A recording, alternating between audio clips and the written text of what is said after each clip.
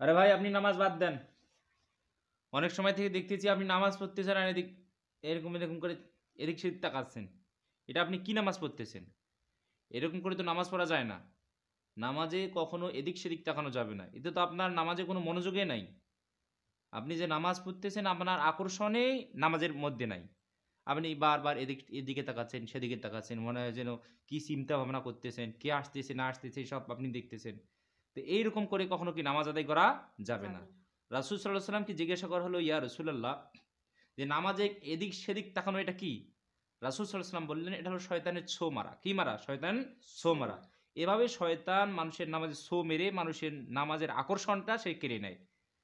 হ্যাঁ, এর কারণে মানুষের নামাজের মানুষ কম সব পায়। কি পায়? কম সব পায়। তো নামাজে আমরা যদি এদিক সেদিক তাকাই, এতে আমাদের নামাজে কোনো আকর্ষণ থাকবে না, মনোযোগ থাকবে না। শয়তান আমাদের নামাজে ছো মেরে আমাদের নামাজের আকর্ষণটা নিয়ে যাবে।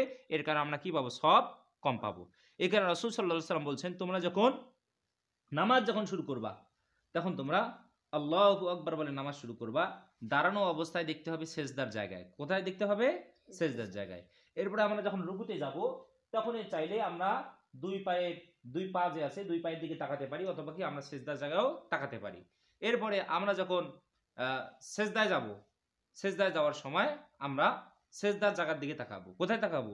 সেজদার জায়গায় তাকাবো। এরকম করে আমরা যখন বৈঠকে যখন বসবো, তখন আমরা আমাদের শাহাদাত যে আঙ্গুল আছে অথবা দুই যে চরু আছে বা দুই জানু আছে, আমরা সেদিকে তাকাবো এবং আমরা আমাদের শাহাদাত আঙ্গুলের দিকে তাকাবো। তো এইরকম করে প্রত্যেকটা সময় আমাদের প্রত্যেকটা স্থানে তাকাতে হবে। তো এইরকম করে নামাজের সময় এদিক সেদিক কখনো আমাদের তাকানো যাবে না।